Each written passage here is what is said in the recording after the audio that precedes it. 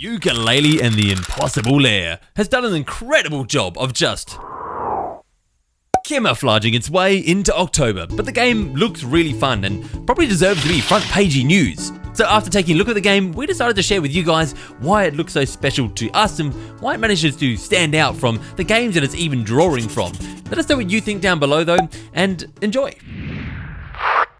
Yooka Laylee is coming now. We've seen some more footage of it. It's actually going to be here in less than a week, if you can believe it. I know, so soon.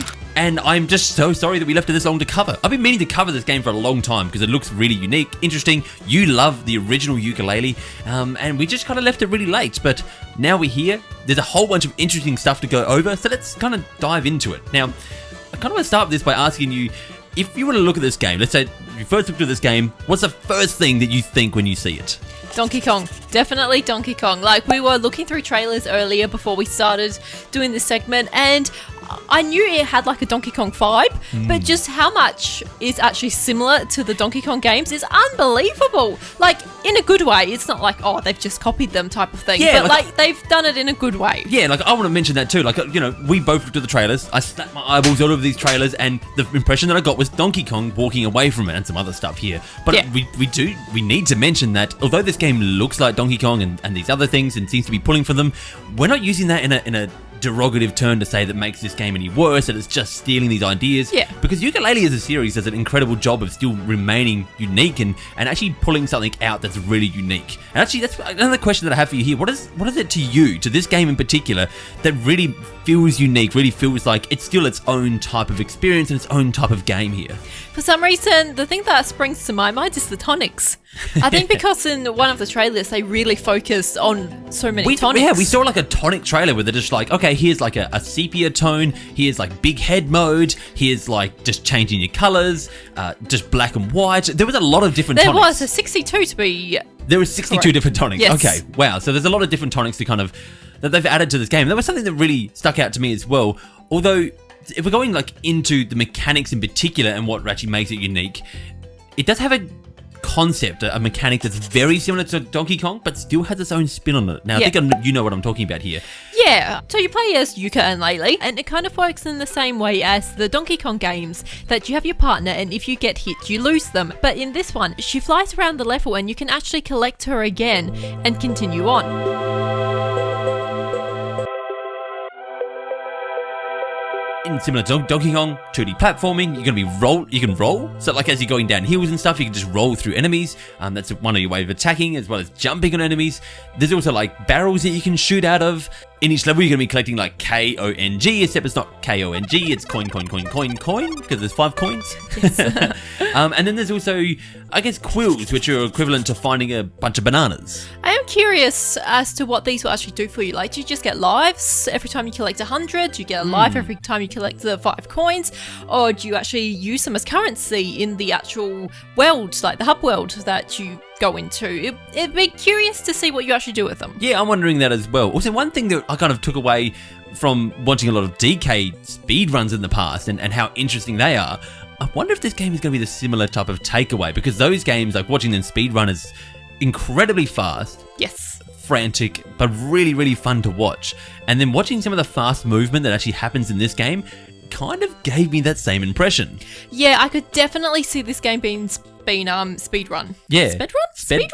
I think it's speedrun. And then there's also the fact that you can, I don't know if this would be legal in speedruns, you can actually put a speed up filter on it type A thing. tonic. I think it was a tonic. It was a tonic that like, it almost looked like it doubled your speed.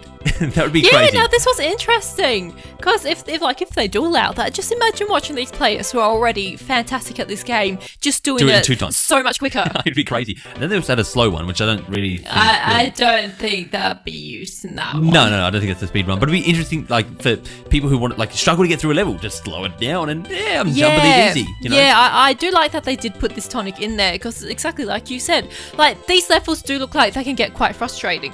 So if you are struggling, and just having that tonic on there that you can make the game a bit slower might actually help a lot of people to get through these levels. I love the way you say frustrating, because frustrating sounds like such a bad thing, but like that's what happens with 2D platformers. They can exactly when the levels get harder, when you're getting towards the end of it, they can get super frustrating. Yeah. Let's talk about the overworld a little bit then. What did you think of the overworld when you saw it? I love it. I think this is great because for me, I've really missed the hub worlds in a lot of games, like where the hub is actually like its own level as well. Like there's collectibles to find in it, there's secrets to find. Yeah, well, some games go the route of just going level, and like you're on a world map. Let's go back to like Super Mario Brothers 3 style or something like that, and you just, or maybe not even that. Maybe it's just level. This goes to the direction of a hub world and being really interactive. And of course, there's like almost different levels of this as well. So like when I think of a really good hub world, I think of like Super Mario 64. I think of Super Mario Sunshine. Yeah, like Banjo-Kazooie. Good, give me some references to that. Super Mario. So there's like really good designed hub worlds, but then there's also like lesser ones. Let's stick with Super Mario here, like Super Mario 3D World, which technically is like one that you run around in and explore, but there's really not that much to it. No, exactly. There's like no secrets hiding anywhere for you to go find. And so this kind of uses that Super Mario 3D World perspective, although I'd kind of consider it to be more like a Zelda-like top-down perspective here. Yeah, exactly. I'm so glad they actually put this in the game, considering the levels are 2D. It's like they could have easily have just gone level. They could have even had a 2D overworld. I do like the fact that they're kind of sticking to their roots and how they did want it to be like, Banjo-Kazooie, those types of games. Yeah. I really do enjoy that they've stuck to that and they're like, all right, we'll just have that part in the hub world.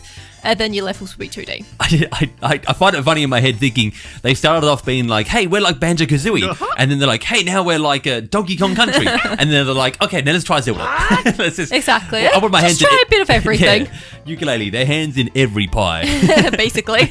Anyway, I'd really like this overworld as well. And the fact that it seems to be like, the reason I compare it to Zelda is that you're going to be not only just going from level to level in the top-down perspective, but you're also doing stuff like solving puzzles, you're getting new upgrades that allow you to get to extra areas, things like that as you kind of progress through this overworld. So I think that type of stuff is rather exciting on its own. And also, Nat, you noticed something a little bit before about how the books work. Yeah, so this was actually really cool. So it looks like, we don't know if it's going to be all levels, but some levels actually have like two sides to them. So you play it through normally, and then you can actually play it through again, but it's going to be something different. So in the one we saw, there was a bush with like an ice berry on it. So they went and picked up that ice berry, threw it at the book, and then it froze the book. They went into the level, and it was now an ice level. I like this idea of unlocking different levels through creativity. Like you don't just walk in there and it's like, okay, do side A, just do side B. There you go. Yeah. This is kind of unique where it's like you have to solve a puzzle to even get to side B of that level. And that's a unique idea, something that I don't think we've seen before. And that's why I'm trying to give credit to this game, to not just be like, hey, it's Zelda. It's not just another clone. Yeah. Hey, it's Donkey Kong. Hey, it's this other game. Because it's not just these other games, it's just some of these games done in a unique way in its own perspective. And like, to give complete credit to them, they created a unique world even with the last game, with the characters they made. And the design and the sound and all of that. And they're bringing that kind of into this game, and they're really making a series that I think is going to go a long way here to developing. So. I really hope so. And to me, to be perfectly honest, I prefer the look of that they've gone with this 2D. I think this art style suits this 2D look really well. I agree, actually. Like, I was so excited when the first one came out, but seeing this one, I think I'm actually more excited for this one than I was the original. Like, the worlds are just so pretty and colourful. It just looks like so much fun. I am, more excited for this one. Yeah, same here. Anyway, for today's end screen, I'd love to know what everyone's favourite 2D platformers are. I feel like there's a heated debate in the past about people who prefer Donkey Kong over people who prefer Mario. I have actually never really thought about picking a side of the fence, so I'll do that in the future. But let me know what side of the fence you sit on. And bye.